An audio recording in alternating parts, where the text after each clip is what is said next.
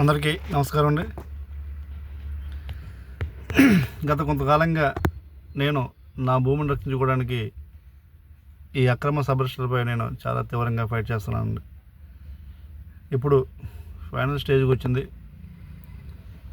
ఈ ఉండి సబరిస్టర్ సుధారాణి గారు మరియు వారి కింద పనిచేసిన అధికారులు ఏదో రకంగా నా భూమిని చాలా ఇల్లీగల్గా రిజిస్ట్రేషన్ చేస్తున్నారండి. అలాగే మొగల్తూరు సబ్ రిజిస్టర్ ఆఫీసులో కూడా నా డాక్యుమెంట్స్ పెండింగ్ ఉన్నాయని నాకు అనుమానంగా ఉంది. అడంగల్లో పాస్బుక్లు కూడా నా పేరు ఉన్నప్పటికీ నా భూమిని వేరే కొరకు చేసేస్తున్నారు. ఈ ఆటోమేటేషన్ ద్వారా అవన్నీ పేర్లు మారిపోతున్నాయి. నేను ఎప్పటికప్పుడు కూడా అడంగల్ 1B తీసుకుంటున్నాను. వీరిపై నేను హ్యూమన్ రైట్స్లో అలాగే లోకాయుక్తలో కూడా నేను కంప్లైంట్ చేసి ఉన్నాను. లోకాయుక్త వారు కేసు ఫైల్ చేసి నెంబర్ ఇచ్చారు, నోటీస్ వాచ్ చేశారు. అలాగే హ్యూమన్ రైట్స్ వారు కూడా నోటీస్ ఇష్యూ చేశారండి. ఇక్కడ జరుగుతున్న అక్రమ రేషన్ల గురించి నేను అనేక విధాలుగా అనేక రకాలుగా నేను మానవ హక్కు సంఘాలు కాంచి రైతు సంఘాలను కాంచి అందరిని కూడా నేను పశ్చిమ గోదావరి జిల్లాలో జరుగుతున్న అక్రమ రేషన్ల గురించి నేను కలవడం జరుగుతుంది. ప్రతి జిల్లా నాయకుడిని కూడా నేను కలవడం జరుగుతుంది.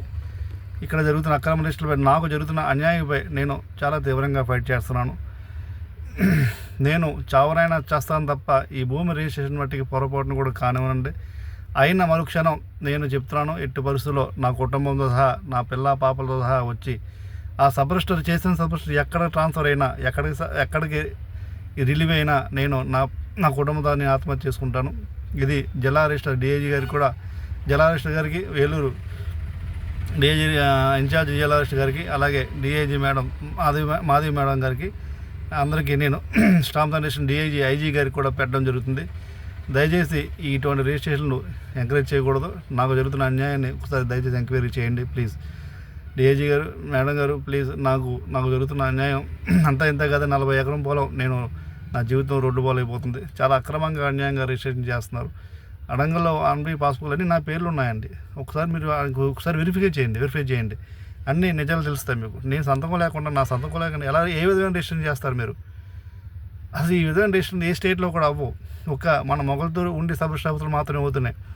ఇది చాలా తప్పుండి. ఎందుకంటే నా భూమిని వేరొకరికి చేయడం అనేది ఎంత నేరమో ఒకసారి ఆలోచించండి. ఎన్ని జీవితాలు ఒకసారి ఇబ్బంది పడతా ఒకసారి మీరు ఆలోచించండి. పొరపాటున మీరు రిజిస్ట్రేషన్ చేసే పని అయితే మొత్తం చెప్తాను, స్టేట్ ఇష్యూ అవుతుంది. మొత్తం నా కుటుంబం సహా నేను ఆత్మహత్య చేసుకుంటానండి. పొరపాటును కూడా ఆలోచించను. నేను అక్కడే నా చిన్న పిల్లలు 1 year బేబీ, మా తమ్ముళ్ళ పిల్లలకి, వాళ్ళకు కూడా మీ ఎదురుకుండా మీ ఆఫీసుకు తీసుకొచ్చి నేను పాయిజన్ తీసుకుంటాం అంతా కూడా. ఎందుకంటే నేను ఇది వీడియో చాలా బాధాకరంగా పెట్టడం జరుగుతుందండి. నేను ప్రతి సోషల్ మీడియాలో, ఫేస్బుక్లో, వాట్సాప్లో, యూట్యూబ్లో ప్రతి జిల్లా నాయకులు, ప్రతి రాజకీయ నాయకుడికి, ప్రతి మినిస్టర్కి కూడా పెట్టడం జరుగుతుంది ఇక్కడ జరుగుతున్న అన్యాయాల గురించి. ఒక్కసారి ఎవరో ఒకరు స్పందిస్తారని నాకు ఒక నమ్మకంతో దయచేసి మీరు ఇటువంటి కరప్షన్ సబరిస్టులను ఎంకరేజ్ చేయొద్దు. ఒక యాజ్ పర్ రూల్ ప్రకారం చేస్తే ఎవరు మాట్లాడండి. చాలా అన్యాయంగా అక్రమంగా చేస్తున్నారు కాబట్టి నేను ఈ విధంగా స్పందించవలసి వస్తుంది. నేను ఒకటి చెప్తాను, డిఐజీ గారు, స్టాంప్ జనరేషన్ ఐజీ గారు, సిఎస్ గారు కూడా, జయలక్ష్మి గారు కూడా నేను ఈ వీడియో పెట్టడం జరుగుతుంది. నేను పొరపాటున కానీ రిజిస్ట్రేషన్ అయితే నా ప్రాణత్యాగానికైనా వెనకాడనండి. నా కుటుంబం అంతా సూసైడ్ చేసుకుంటాం. ఎందుకంటే ఇంచుమించుగా 40 ఎకరం పొలం పోతుందంటే ఏ ఒక్కడు ఊరుకోడు రోడ్డు పాలైపోతాం జీవితాలండి. రోడ్డు మీద వచ్చేస్తాం. ఒకసారి మీరు ఆలోచించండి. మీ జీవితం మీకు ఎంత ముఖ్యం, నా జీవితం నాకు ఎంత ముఖ్యం.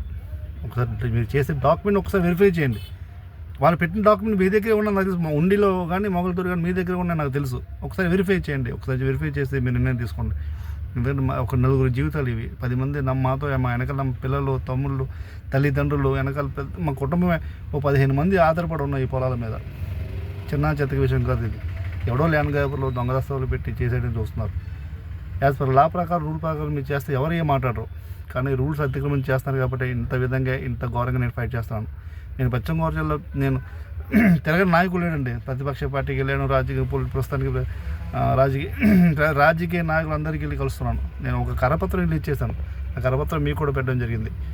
అందరికీ నీకు పంచడం జరుగుతుంది. ఎంత ఇష్యూ అవుతున్నా సరే మీరు ఆ నిర్ణయం వెనక్కి తీసుకోవడం చాలా చాలా ఆశ్చర్యకరం అండి. నేను చెప్తున్నాను, పొరపాటును కూడా రిజిస్ట్రేషన్ చేస్తే కనుక నేను నా కుటుంబం సహా నేను ఎట్టి పరిస్థితుల్లో చెప్తున్నాను, ఆత్మహత్య చేసుకుంటారండి. అదేదో వాస్తవం.